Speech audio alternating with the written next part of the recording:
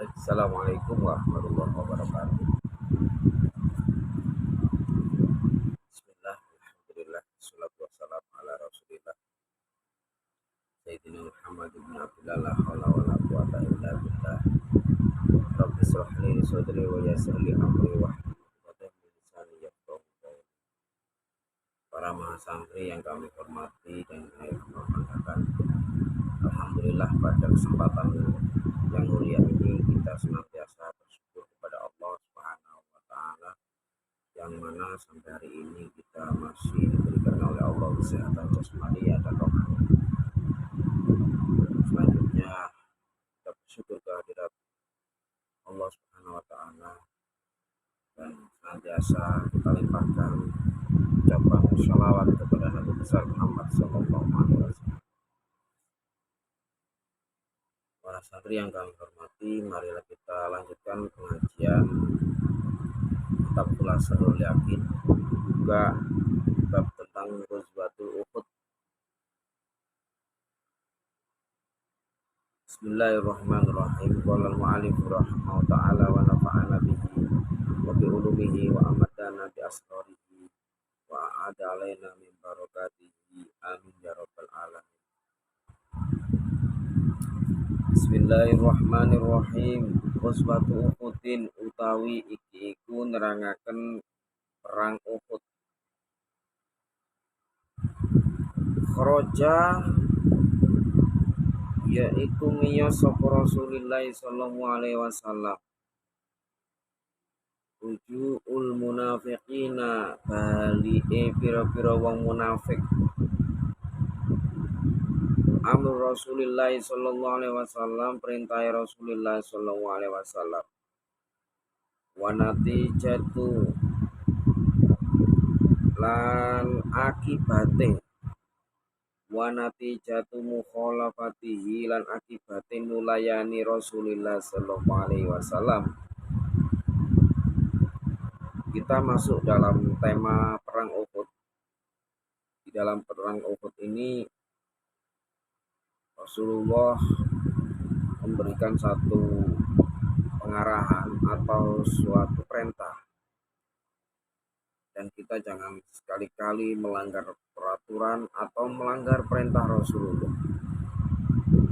Kita ingin mengetahui apa dampak akibatnya ketika seseorang atau pasukan yang telah melanggar perintah Rasulullah.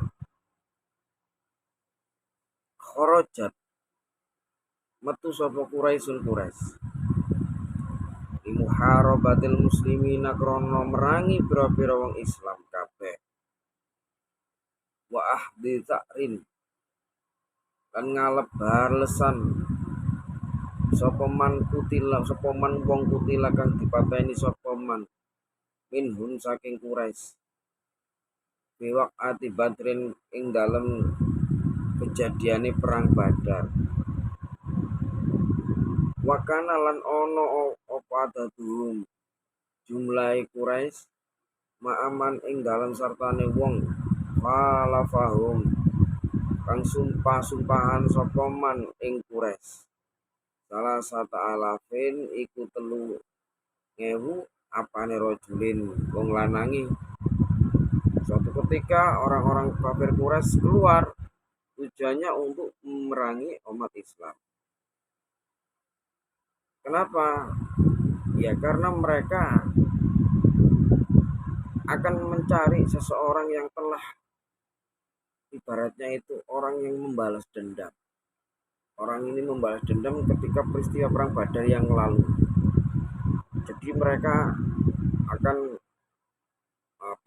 menyerang orang-orang Islam itu karena peristiwa perang Badar yang kemarin itu. Padahal ketika perang Badar yang kemarin itu dimenangkan umat Islam. Nah pada perang Uhud ini mereka mau balas dendam kekalahan yang kemarin. Jumlahnya orang-orang kafir Quraisy itu sebanyak 3.000. Fakharaja mongko metu ilahi maring Quraisy sapa Rasulullah sallallahu alaihi wasallam wa ma'ahu hal iku ing dalem sertane Rasul al-furajulin sewune pira-pira wong lanangi. Sedangkan pasukannya Nabi Muhammad itu sebanyak 1000. Waraja'alan balik anhu saking Rasulullah fitoriki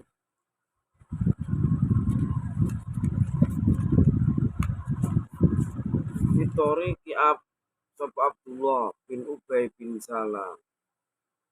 Sapa Abdullah bin Ubay bisalah semiatin kelawan 300 min ashabil munafiqina saking pira-pira sahabat kang padha munafik kabeh. Pasukannya Rasul itu sebanyak 1000 orang.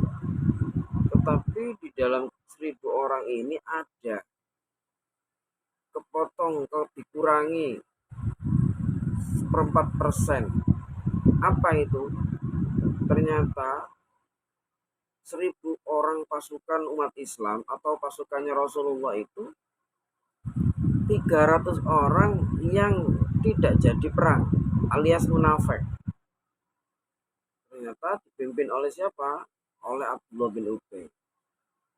Nah, Abdullah bin Ubay ini salah satu tokoh munafik, pimpinan munafik yang pada awalnya itu mengikuti atau membantu Rasulullah, tapi di tengah-tengah peperangan mereka mempengaruhi sahabat-sahabatnya, teman-teman yang lainnya, sehingga mereka ini mengurungkan untuk berperang membela umat Islam. 300 orang yang membelot dari Rasulullah. Bayangkan itu. Yang asalnya 1000 dikurangi 300. Berarti berapa sekarang pasukannya Rasul? 700 pasukan.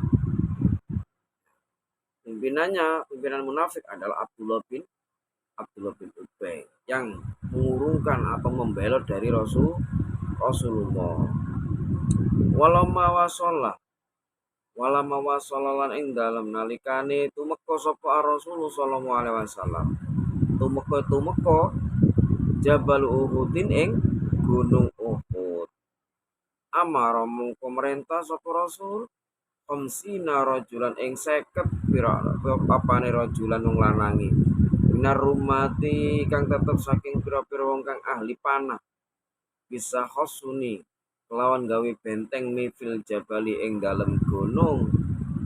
Waqala halidawu sapa Rasulullah sallallahu alaihi wasallam lahum maring khamsina rajulan. La tatruku ojo tinggal sira kabeh. Tinggal al jabala ing gunung. Sawaun iku padha antasara utawi arep yen to menang am kusirna utawa yen to dikalahaken sapa kita. Tuma bada mongko kari-kari mulai apa alqitalu perangan bainal fariqain ing dalam antarane pira-pira rong pantan atau dua kelompok. Fan hazama mongko keplayu sapa musyrikuna pira-pira wong musyrik kabeh. Kanjeng Nabi ketika sampai di pegunungan Uhud, kemudian Rasulullah membriefing pasukannya, ya, memerintahkan pasukannya agar membentuk benteng-benteng di setiap lini. Akhirnya Rasulullah membentuk 50 tukang panah, 50 orang tukang panah. Dalam hal ini kalau sekarang itu adalah ahli senjata, ahli perang.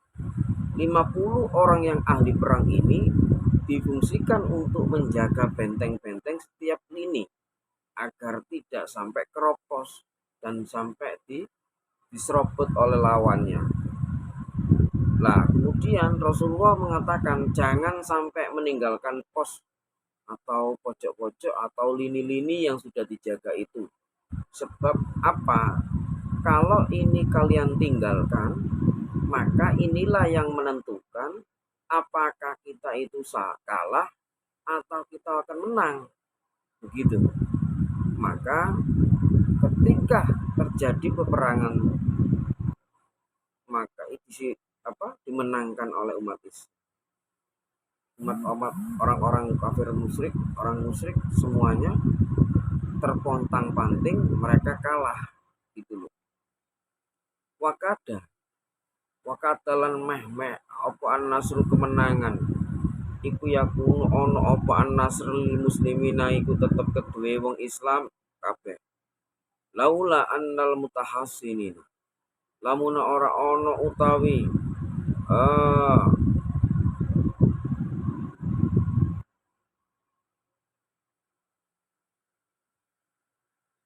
laula annal mutahassinin lamun ora utawi eh tetembuhune pira-pira wong kang gawe benteng, artinya orang yang menjaga benteng iku kholafu padha nulayani sapa mutahassin amra Rasulillah sallallahu alaihi wasallam ing perintahe Rasulullah sallallahu alaihi wasallam.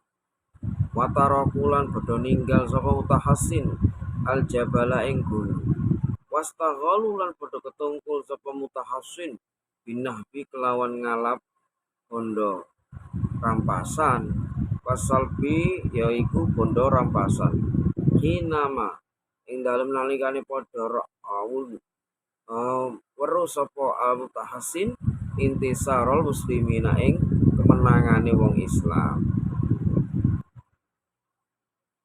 Ternyata apa? Hampir saja umat Islam itu terjadi menang. Hampir saja tadi. Atau belum sampai menang secara strategi. Hampir saja. Kita juga nggak menang, juga nggak kalah. Kenapa kok saya katakan hampir? Karena umat Islam yang tadi yang diperintahkan oleh Rasulullah, yang diarahkan oleh Rasulullah, yang dipesankan oleh Rasulullah bahwa jangan sampai kalian itu meninggalkan pos-posnya.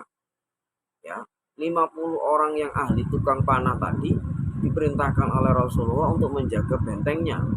Tapi apa yang terjadi? Mereka meninggalkannya. Mereka tidak menghiraukan perintah Rasulullah. Ketika peristiwa terjadi perang, seolah-olah umat Islam itu menang dan umat kafir kan kocar-kacir, maka di situ dianggap menang kita itu. Dianggap perangnya sudah menang gitu. Lalu kemudian pasukan yang sudah dibenteng-benteng tadi mereka terlena dengan barang-barang yang ditinggalkan oleh orang kafir itu. Terus merasa menang, barang senjatanya mereka sudah ditinggalkan, orangnya kan lari tunggang langgang pasukannya. Hanya disisakan senjata-senjatanya. Nah, pasukan umat Islam ini terlena dengan barang-barang rampasan yang ada di bawah itu. Maka mereka disibukkan untuk mengambilnya. Dia terpancing dengan barang-barang itu. Maka umat Islam turun ke gunung dari atas ke bawah, lalu mengambil barang-barang yang ditinggalkan orang kafir Quraisy tadi itu. Nah, dianggap menang gitu. Setelah itu apa yang terjadi? Falamma ro'a mongko nalikane weruh sapa Khalid bin Walid. Khalid bin Walid. Al jabala ing gunung. Kholian khali kosong. Minar rumati saking pira-pira tukang panah. Hamala alal muslimin. Mongko nyerbu sapa Khalid bin Walid alal muslimin ing atase pira-pira wong Islam kabeh. Min khalfihim saking aramburi hamlatan kelawan nyerbu syadidatan kang banget hatta inazama sehingga keplayu sapa aktsarahum luwih akeh-akeh muslimin. Akhirnya apa? Maka suasana ini berbalik 80%. Umat Islam ketika mengambil barangnya, umat orang kafir Quraisy ke bawah diserang balik karena diketahui strateginya Khalid bin Walid. Strategi Khalid bin Walid melihat umat Islam yang sudah terpancing, dia dari atas ke bawah untuk mengambil barang rampasan, ternyata itu pancingan. Begitu umat Islam sudah turun ke bawah, kita orang kafir Quraisy dipimpin oleh Khalid bin Walid menuju lewat belakang sehingga mereka sudah bisa naik ke puncak gunung. Lalu dari atas gunung itulah orang kafir Quraisy menyerbu umat Islam. Jadi berbalik, yang asalnya umat Islam di atas, orang kafir di bawah, lalu kemudian perang orang kafir Quraisy kalah. Ternyata di situ tidak masih belum kalah, tapi itu adalah strateginya orang kafir Quraisy sehingga umat Islam yang terpancing akhirnya dari atas ke bawah untuk mengambil barang rampasan, dibalik orang kafir Quraisy naik ke puncak gunung dan itu lewat belakang, lalu diseranglah umat Islam. Maka disinilah ya, jadi pelajaran buat kita, jangan sampai kita itu berpikiran yang hanya sementara, hanya kepuasan nafsu saja, yang itu tidak memanfaatkan kita, justru merugikan kita. Ya, seperti cerita ini tadi, bahwa perintah Rasulullah, pesan Rasulullah diimbau jangan sampai meninggalkan, ternyata tidak dihiraukan sama Rasulullah, sehingga ya kalah. As'ilatun wallahu a'lam bishawab. Saya kira di sini dulu, kurang lebihnya mohon maaf. Wal muwaffiq ila aqwamit thoriq. Assalamualaikum.